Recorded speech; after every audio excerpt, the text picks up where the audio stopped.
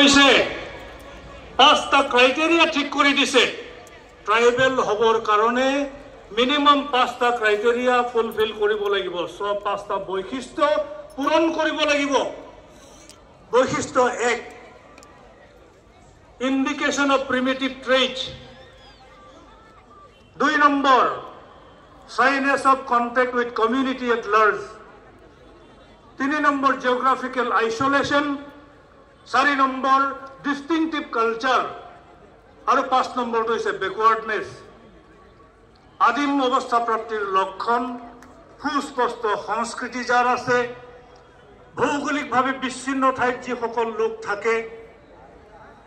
অন্যান্য জনগোষ্ঠীৰ সংস্পৰ্শত আহিবলৈ যাৰ লজ্জাবোধ আছে দ্বিধাগ্ৰস্ততা আছে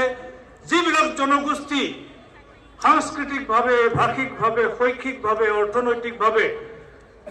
ৰাজনৈতিকভাৱে পিছপৰা সেই সকল জনগোষ্ঠীকহে ট্ৰাইবেল কৰা হয়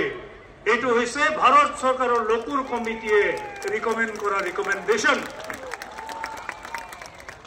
গতিকে ৰিকমেণ্ডেশ্যনটো ভাৰত চৰকাৰে ফলো কৰিবই লাগিব আমি কিয় বিৰোধিতা কৰিছো 1996 চনত মাত্ৰ এটা জনগোষ্ঠীক এছটি কৰিছিল 6 মাহৰ কাৰণে আৰু সেই 6 মাহত বৰ্তমানে স্বীকৃত ট্ৰাইবেলৰ যিবোৰ ৰিজাৰ্ভ সিট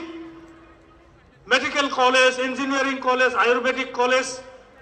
আৰু সকলোবোৰ উচ্চ শিক্ষা প্ৰতিষ্ঠানত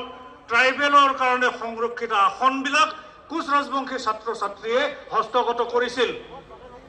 আনকি মাজুলী যি ৰিজাৰ্ভ সিট ট্ৰাইবেলৰ তাৰ পৰা এমএলএ জিকি আহিবলৈ সক্ষম হৈছিল মাত্ৰ এটা জনগোষ্ঠী এছটি হওঁতে আমাৰ এই অৱস্থা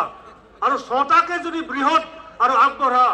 জনগোষ্ঠীবিলাক যদি ট্ৰাইবেল হ'বলৈ হয় আমাৰ অৱস্থা কি হ'ব ৰাইজ আপোনালোকে সকলোৱে বুজি পায় আৰু সেই কাৰণে আপোনালোক ওলাই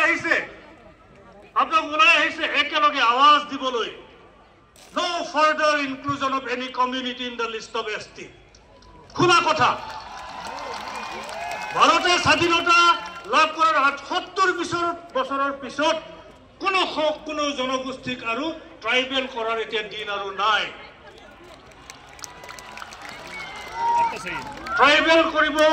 বিচাৰিছে একমাত্ৰ কাৰণত বৰ্তমানৰ ট্ৰাইবেল অলপকে লাহে লাহে ক্ৰমান্বয়ে ডেভেলপ হৈ আহিছে অলপ মিনিমাম কনস্টিটিউশনাল ৰাইটস খিনি আমি উপভোগ কৰি আছো সেইটোত চকু পৰিছে চকু চৰহাবিলাকৰ চকু পৰিছে যে ট্ৰাইবেল বহুত ওপৰলৈ গ'ল গতিকে সিহঁতক আকৌ নমাই আনিব লাগে এইটোৱেই কাৰসাজি আমাক পুনৰ ধ্বংস কৰিবলৈ আমাক পুনৰ বঞ্চিত কৰাৰে এটা ষড়যন্ত্ৰ ইয়াৰ বাদে এইটো একো নহয় গতিকে এই ষড়যন্ত্ৰক আমি মুখিমূৰ কৰিব পাৰিব লাগিব আৰু ডেফিনেটলি আপোনালোকে যদি সহযোগ কৰে আমি সিসিটোৱা ইয়াক প্ৰতিহত কৰিহে ক্ষান্ত হম